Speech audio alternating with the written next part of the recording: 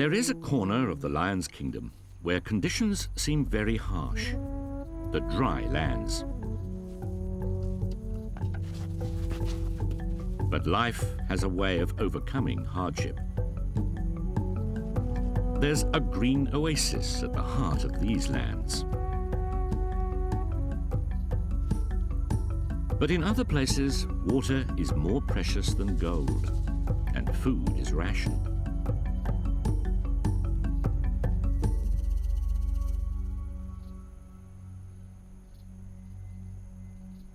This place is the Kalahari.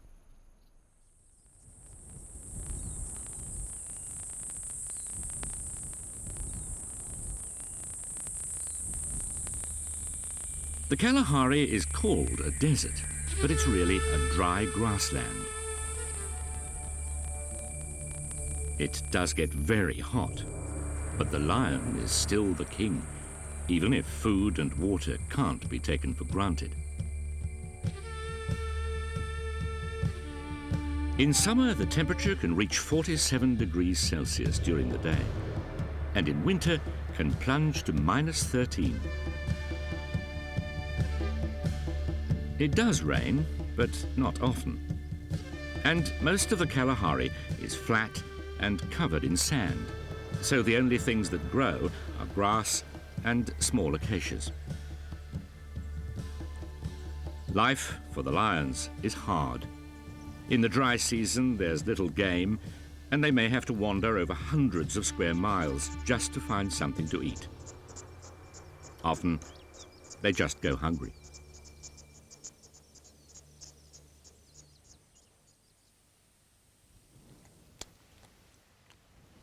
This is a honey badger, but it's daytime. Isn't that a bit strange? A badger out in the daytime? It's because underneath the dry sands are all sorts of good things to eat, if they can be found. But with its strong digging claws, the honey badger is the bulldozer of the desert. The honey badger's digging raises all sorts of possibilities. A pale chanting goshawk is more than curious. All this action is very interesting.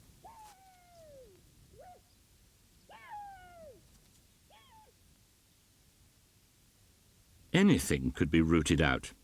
Lizards, scorpions, or insects. A few leftovers will be much appreciated.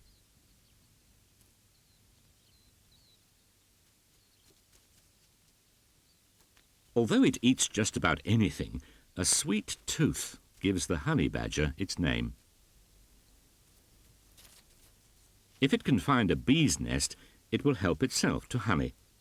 And it has a tough, thick skin, which makes it impervious to bee stings. The hartebeests have other things on their minds.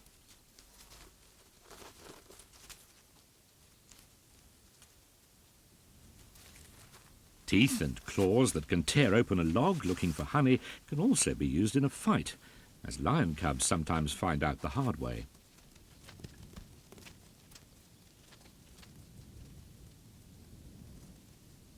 Honey badgers are renowned for being grumpy.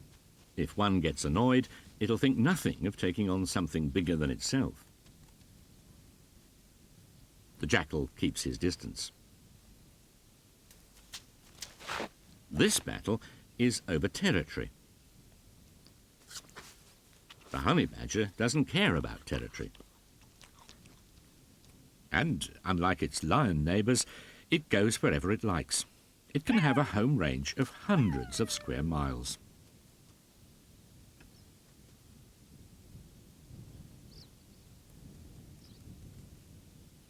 Nothing much gets in its way. A quarrel with a honey badger is usually a quarrel lost.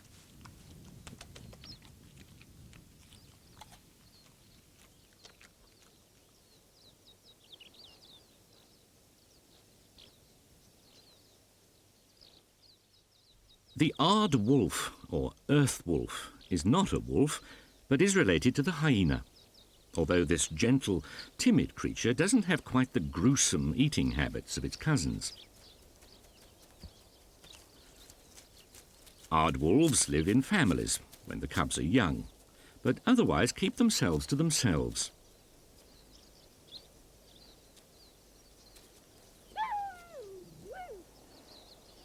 They don't have much to do with the other creatures of the grasslands. Birds like the social weavers just ignore them.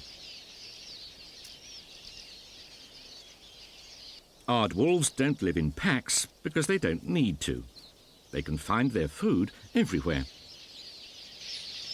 Like the birds, aardwolves know that these clay mounds contain something nourishing and tasty.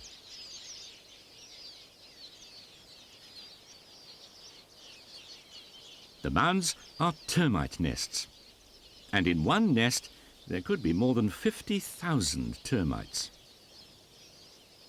The aardwolf will gorge itself on termites. In fact, it eats little else.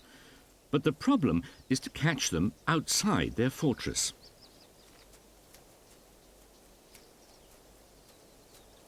And that's easier said than done.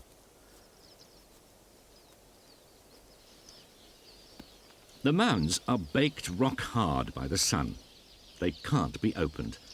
So both the birds, who are searching for food for their hungry chicks, and the aardwolf, who's just hungry, just have to be patient. Because sooner or later, some termites will emerge somewhere. They're snouted harvester termites, and the aardwolf can hear them moving. There are more termites on these grasslands than any other creatures, so the aardwolf doesn't usually eat much else.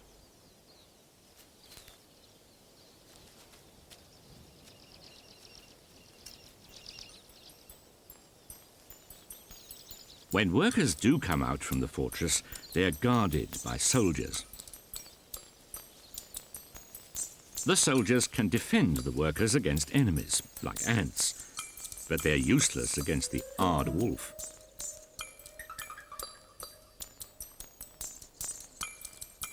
These columns of workers are ferrying provisions back to their nest. But workers, soldiers, and their provisions can be gulped down in one mouthful. In one night, the aardwolf could eat 250,000 termites, but it makes little impact on their numbers.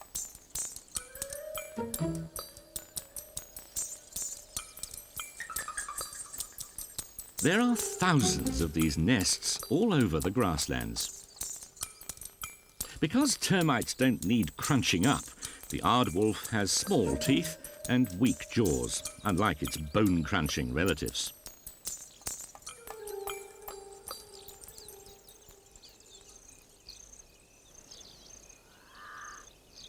In this part of the lion's kingdom, anything that can be eaten will be eaten. No one can afford to be fussy.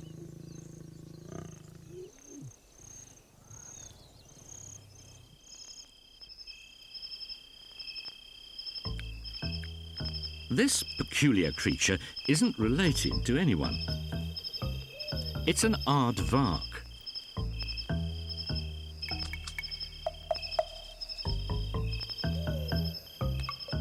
It looks a bit like a pig, but its strange design is for one function only: to eat ants.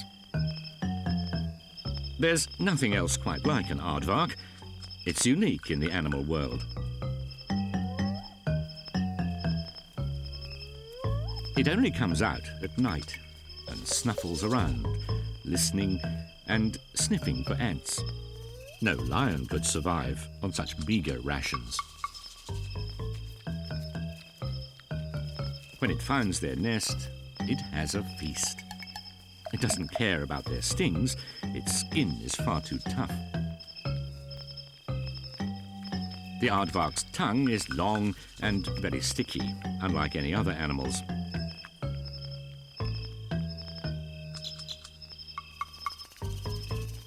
It gulps down the ants without bothering to chew. Its stomach will do the work of digesting them. And its claws, they're made for digging. Its name, after all, means earth pig. It's so strong it can rip out an ant's nest or dig out a termite mound, which most other animals can't do.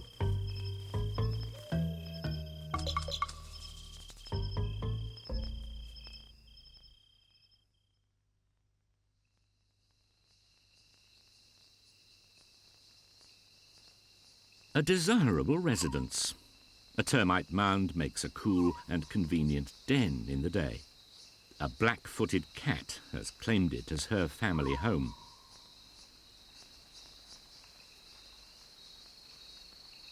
It's a safe and secure place to leave her kittens alone at night.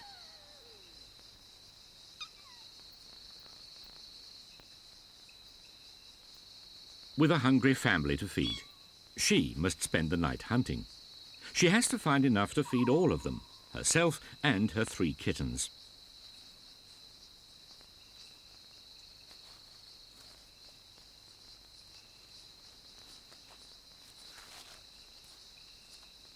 A gerbil isn't much, but it'll keep her going while she looks for something else.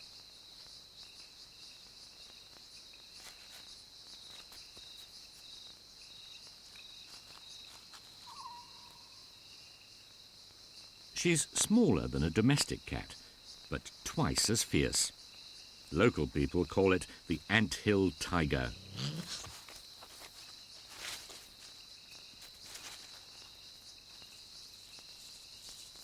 But what's this?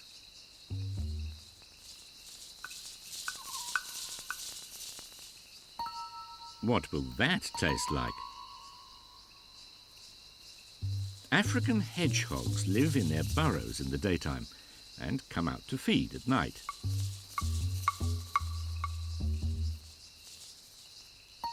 But the cat doesn't know about hedgehogs. And the hedgehog doesn't care about the cat. This is too good a chance to miss. Anything that lumbers around this slowly is the cat's dream come true.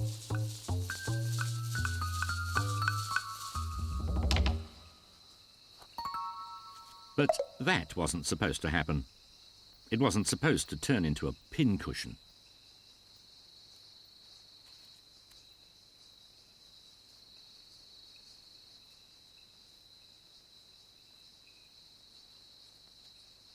She'll have to cut her losses. But her kittens are still hungry. They don't understand about hedgehogs either.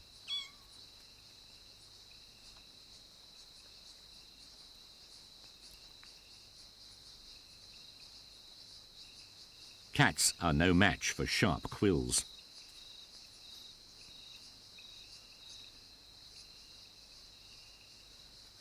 Black-footed cats usually have only 2 or 3 kittens. Any more would need too much feeding.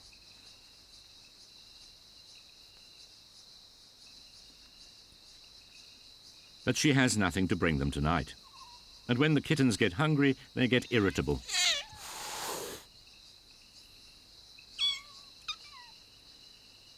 They've yet to learn what an uncertain world it is outside their den.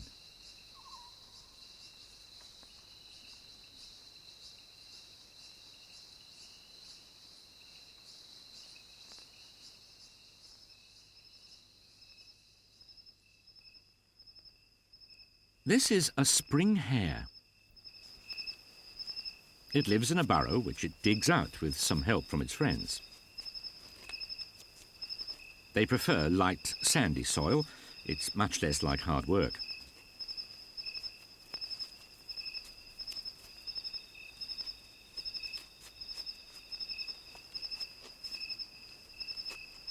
The soil they remove is just dumped at the entrance to a burrow system that can run for more than 100 feet underground and 3 feet deep. But for some reason, they keep the exit completely clear.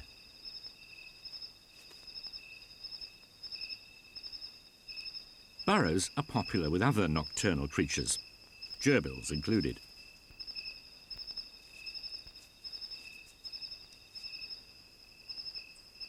A spring hare could jump up to 15 feet if it wanted to.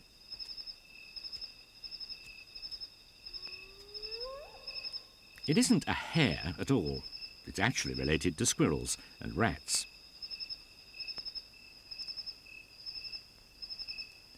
It looks like a hare, and it has big ears, but that's because it feeds at night. It can listen for danger that could be lurking in the darkness. Lions at night are usually just noisy enough to avoid.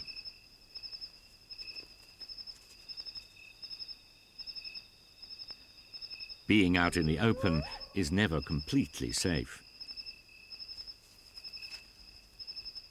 The gerbil can hide in the grasses and carry on eating. But if in doubt, the spring hare heads for home.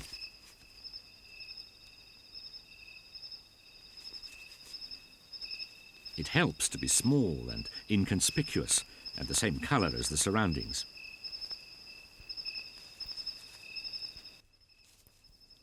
But the spring hare has a baby to care for. She only ever has one at a time, and she carries it for 11 weeks. She nurtures it on her own and provides everything for her precious scrap of new life.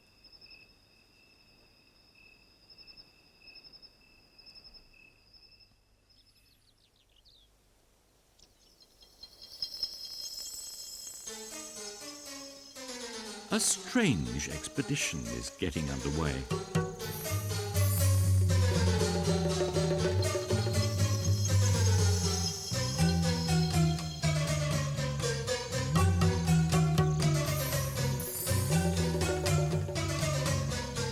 This porcupine family uses the same route every time it sets out to feed. They stay together as a group.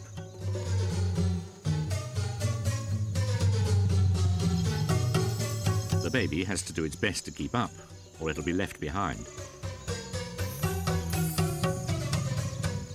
Some people say porcupines fire their quills like arrows, but that's not true. It's just that their quills are loose and can come out if another animal touches them.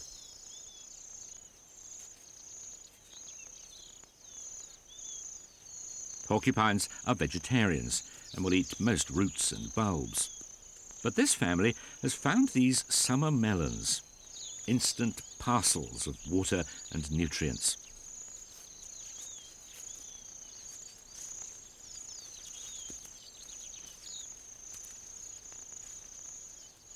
They won't bother ground squirrels, but the guard still keeps an eye on them.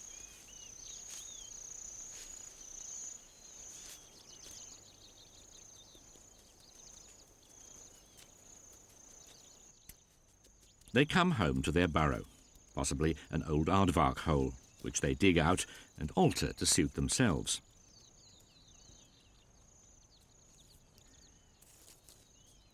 The young find feeding quite tricky. They have to find the teats in their mother's bristly fur. Baby porcupines are born complete with their quills, but the quills don't harden for a few hours, which is just as well for their mother.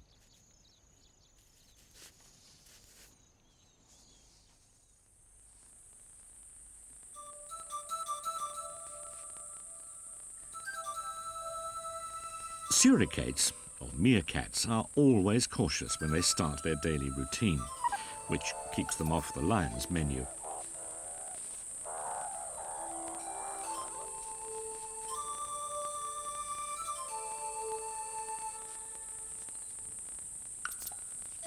There's always someone on guard, but it's not worth taking any chances. Even the babies are careful.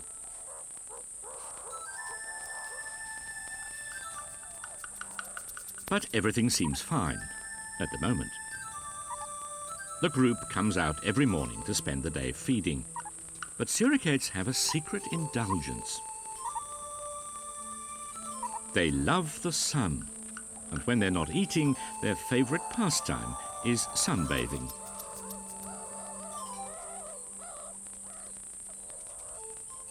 But still, no one gets careless.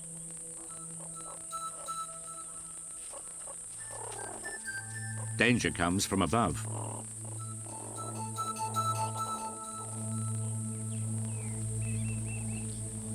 It's a battler eagle. The threat often comes from birds of prey, faster and quieter than lions.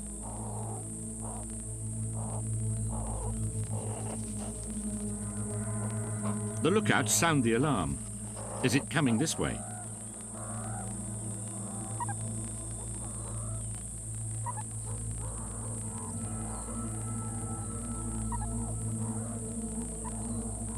Everyone watches the sky as the enemy flies overhead.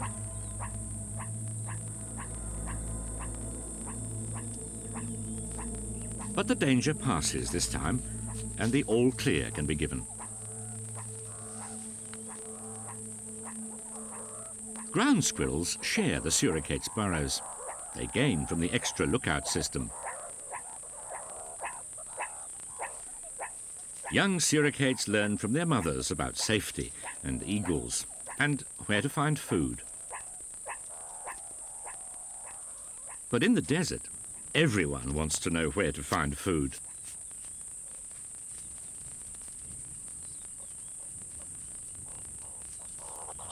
They found something over here.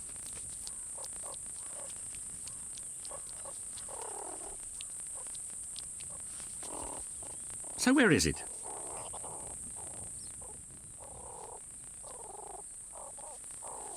Knowing where to dig is half the problem.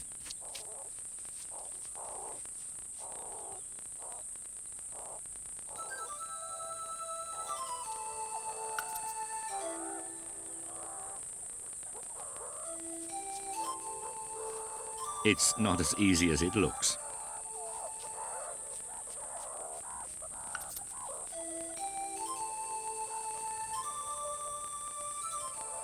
Suricates organise their society so that everyone has a role to play, or nearly everyone.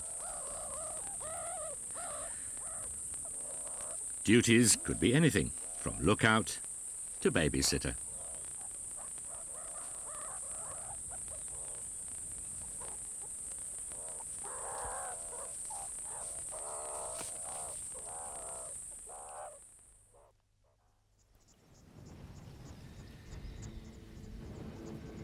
Vultures are the waste disposal experts of the grasslands.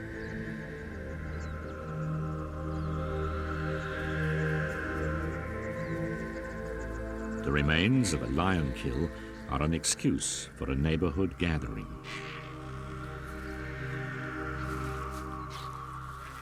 There's a queue at the carcass. The big lappet-faced vultures have first go. Not just anyone can help themselves.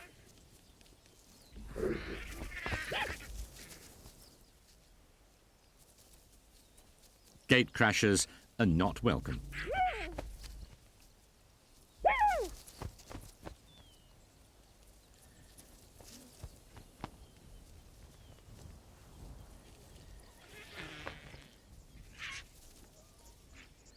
Big vultures have to gauge how much to eat in one sitting. They might be too heavy to take off.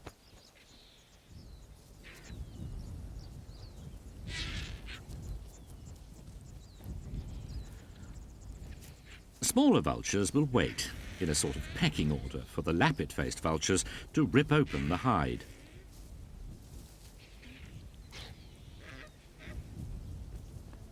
Vultures use their eyes to find their food and their nests.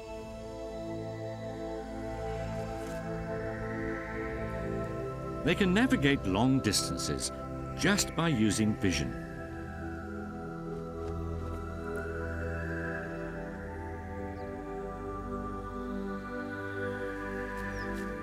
The bat-eared foxes, on the other hand, listen for their food.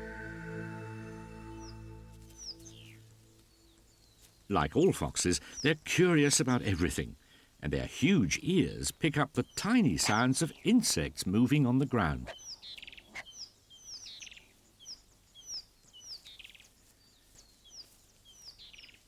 But these big ears help in a more ingenious way. They act like radiators, getting rid of heat and keeping the fox cool.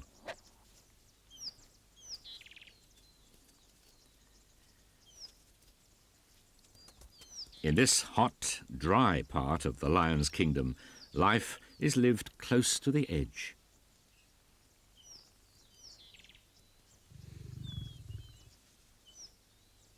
Everything depends on everything else.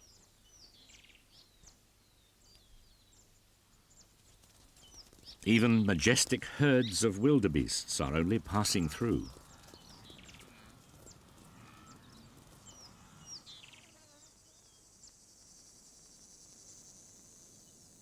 But if it's dry in the Kalahari, further west is a true desert, the Namib.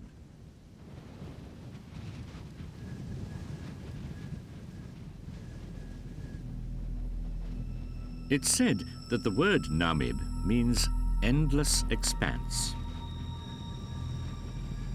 This desert isn't as hot as the Kalahari, but there's almost no water.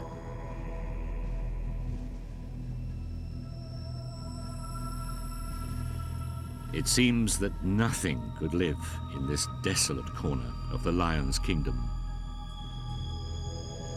Or could it? Life has a way of hanging on, even in the harshest conditions. The scantiest grass is food for someone. Surprisingly, gemsbok live quite happily in this desert. They don't need to drink. They get all the moisture they need from plants. They have tremendous stamina. A gemsbok could run for 10 miles or more without tiring, much further than any lion. But most grazing animals couldn't hope to survive in this forbidding world. And with no water and no food, the lions can never claim this land for themselves.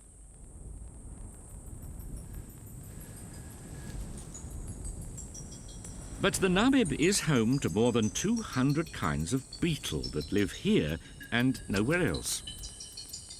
As beetles go, these are fast. Long legs and speed keep their bodies off the hot sand. And this wasp is just as quick at digging out a spider.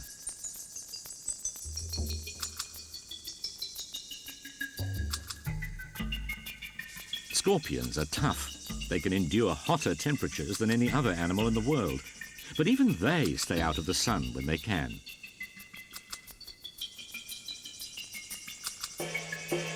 They have a strange way of courting in this bizarre dance. A sun spider does look like a spider, but it's only a distant relative. It has bigger jaws relative to its body than any other creature. All sorts of beetles live here in the Namib Desert. These are white-backed beetles. And these are weevils that can spend up to 4 years as eggs, only hatching when the climate is just right.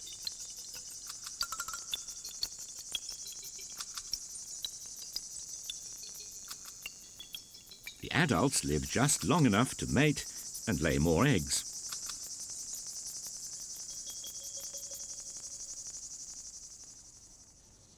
The Namib Desert stretches all the way to the Atlantic coast, and these sea mists are the only source of moisture. Everything depends on the morning dew.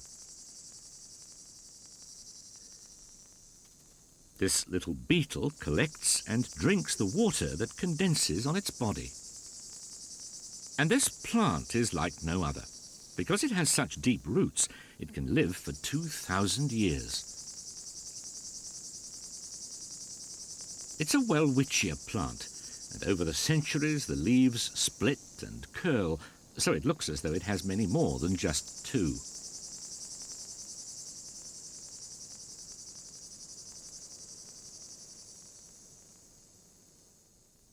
Desert plants are among the toughest in the world.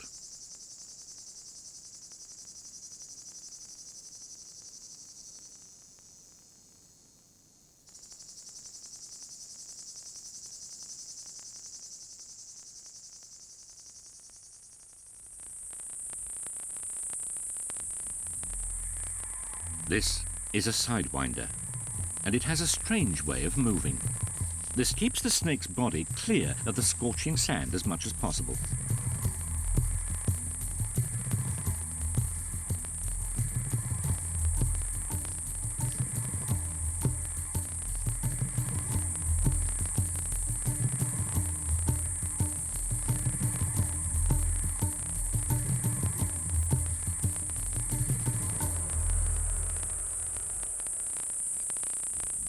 Lots of other snakes that live in deserts do this.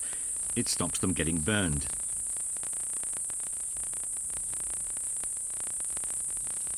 The chameleon needs a scratchy bush to get at those difficult patches. Shedding skin takes time.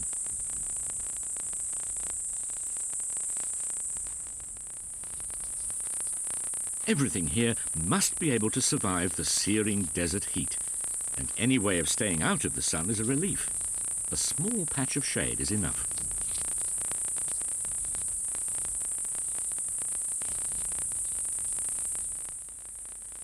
The chameleon won't go anywhere until it's done with the bush. And when the sun gets too much for it, the sidewinder just sinks into the sand. It takes less than a minute to disappear.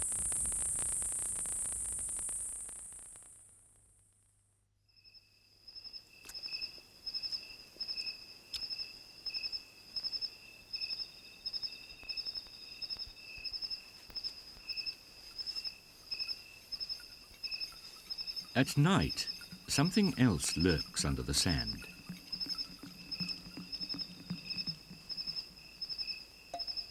And it eats geckos. Golden moles can swim through the sand like water. The gecko isn't quite so comfortable with this idea.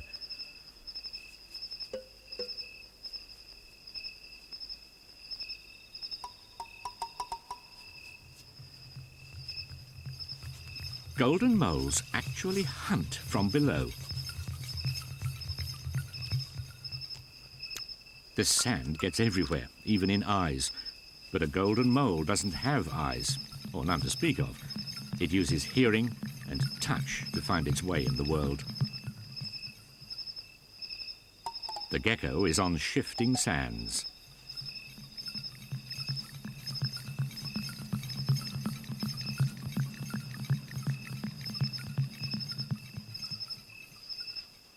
Any time now would be a good time to leave.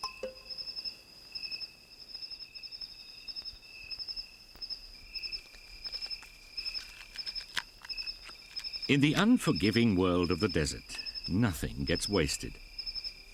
A brown hyena, or strand wolf, has jaws that can crunch up bone, and it's one of the few animals that can break the shell of an ostrich egg.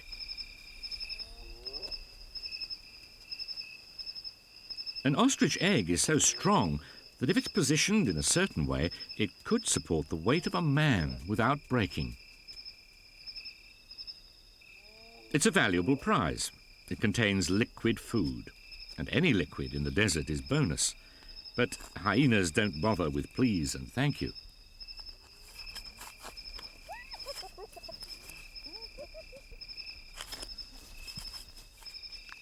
Not only can hyenas crunch up bone, they can digest it.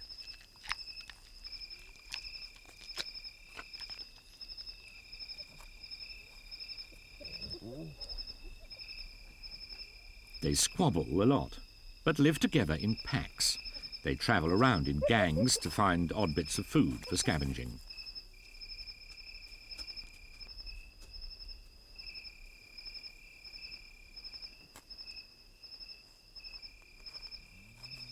They know who's a friend and who is an enemy, and everyone knows their place by touch, smell, and signals.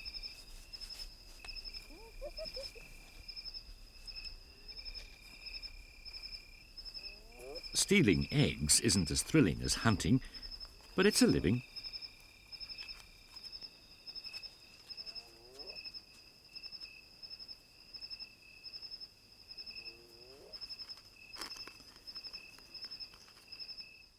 But here's a strange thing. A desert full of water.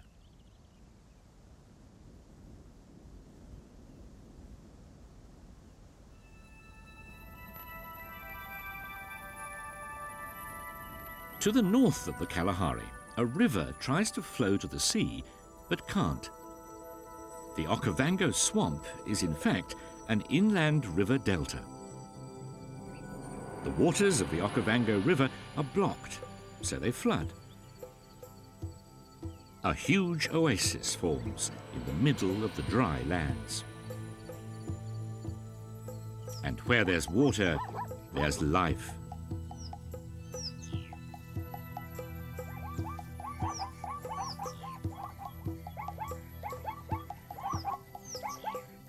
Animals that eke out a living in the dry deserts thrive here in the lush greenery.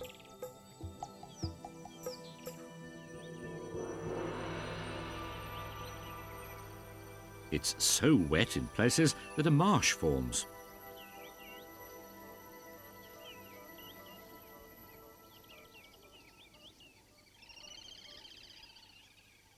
Waterbirds set up home on the floating vegetation that covers a pond. This is a jacana, or lily trotter. The chicks don't have big enough feet to walk across the lilies yet, so they have to be carried, tucked up safely inside their mother's breast feathers.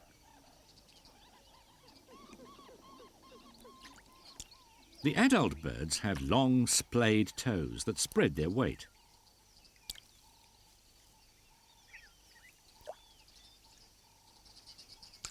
The only bits of the chicks that show now are their feet, dangling down.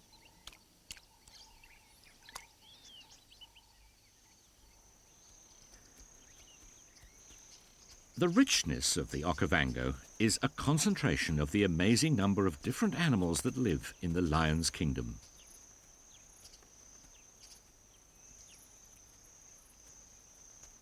Kudus are content to graze alongside zebras. And impalas share the open grassland.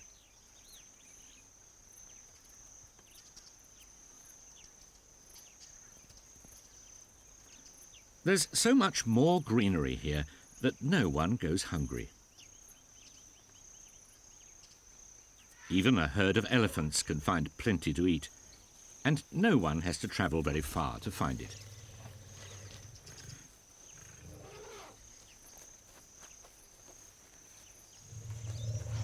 Elephants can live in the Kalahari, but here they have more choice of food, with grass, leaves, and trees within easy reach. The Okavango Delta is a natural focus for the wildlife of Africa.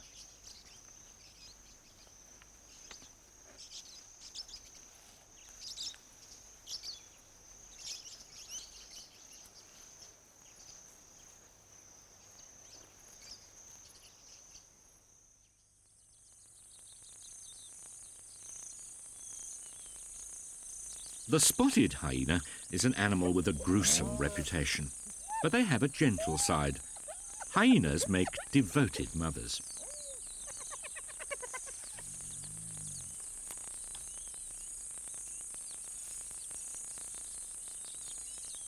They live in big clans of 100 or so. In this society, the females are in charge, and the baby hyenas are protected by everyone.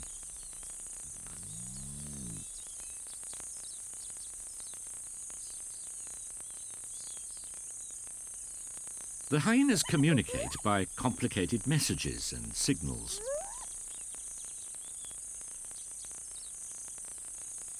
They recognize each other's distinctive smells and know who's in charge and who's out of favor.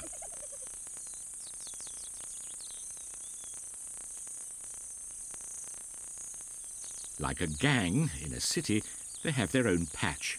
But here, it can be as big as 100 square miles. They stake their claim by scent graffiti, daubing smells on the ground.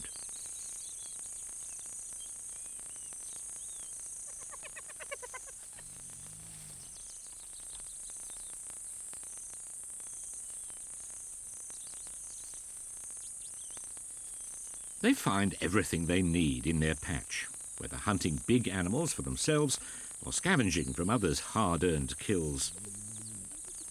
In sufficient numbers, they will even steal from lions.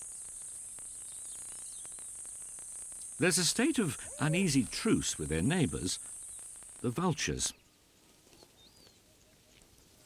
There's no grace or ceremony at these banquets.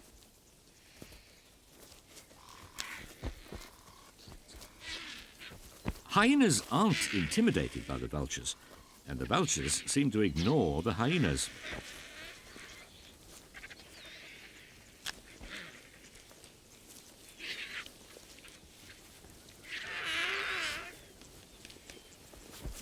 Hyenas are usually outnumbered. The vultures are quicker to get to the kill.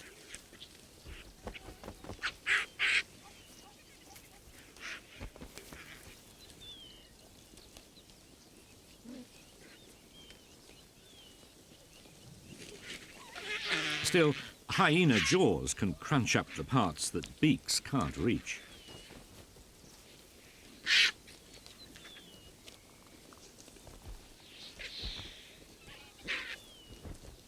The party inevitably attracts the usual hangers-on.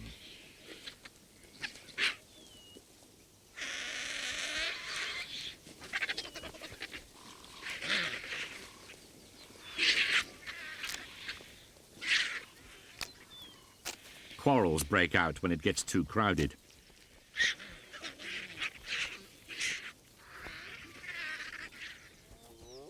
Jackals eat most things, but they're not proud. They won't miss a chance at a big carcass.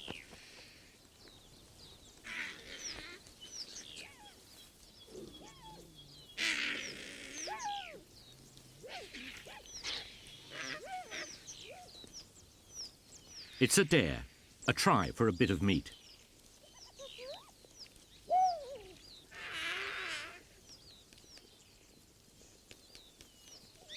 It's not as easy as it seemed.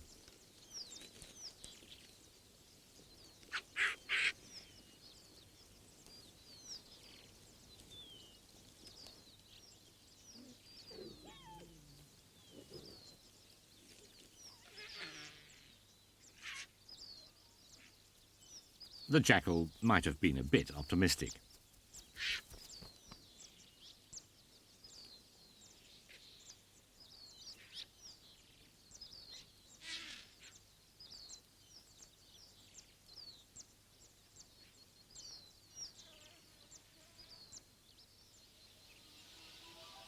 Where there's luxurious grass, there's a wealth of grass seed, and huge flocks of qualia can feed on these riches.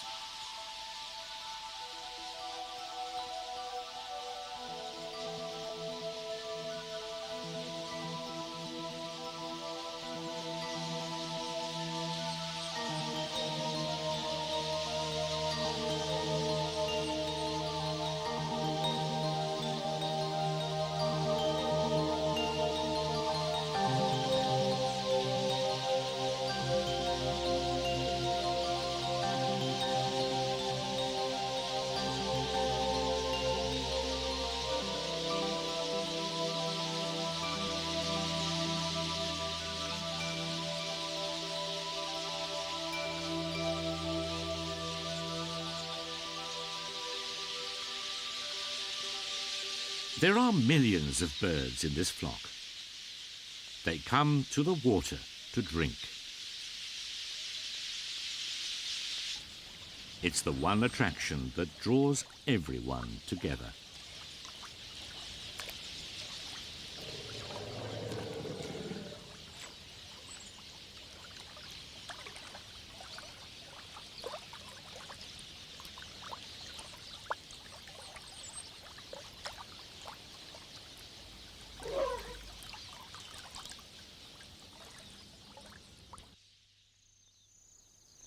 These are the masters of organized hunting. They have their lifestyles down to a fine art.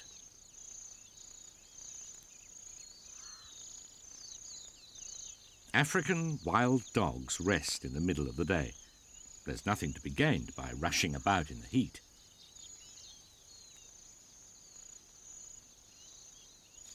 Every one of these dogs has different markings, as unique as fingerprints. They set up a base camp near water that acts as a sort of headquarters for the pack. When the dogs are resting, their prey just ignores them.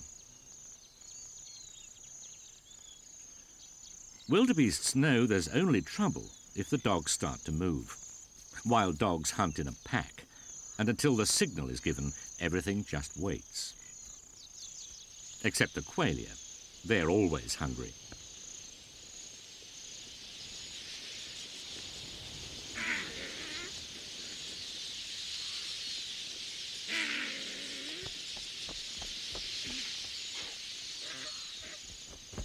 One male and one female rule this entire group. It's too hot to do anything much. These guinea fowl find their food by just pottering around.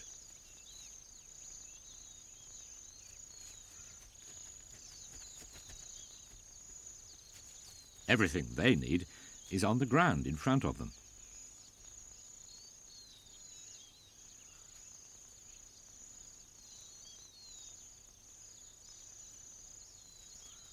Guinea fowl scratch around like chickens, turning up the hard earth to see what they can find.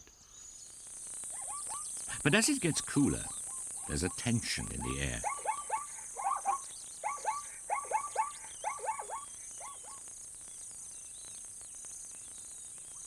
Things are starting to move. Even the warthogs are more active. Their fierce tusks are only for defense. Warthogs eat grass.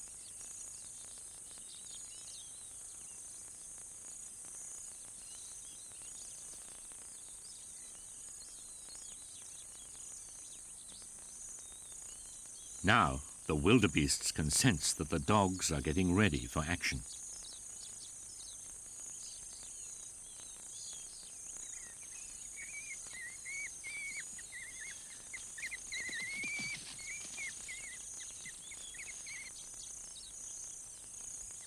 The hunting party is moving out.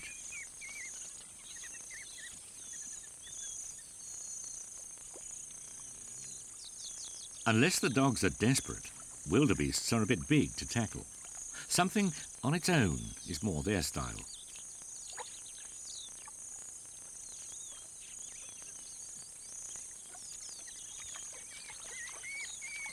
They've left all the youngsters behind at the base camp with just a few babysitters. Everyone else joins in the hunt.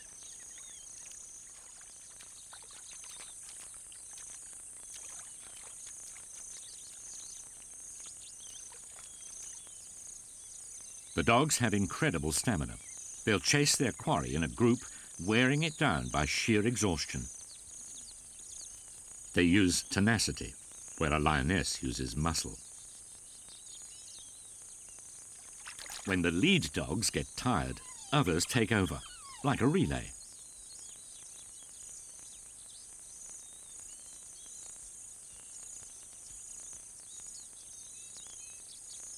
It seems a cruel world where life can only come from death.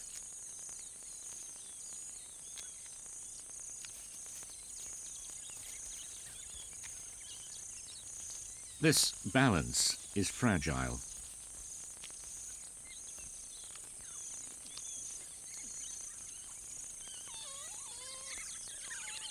The pendulum swings between hunter and prey.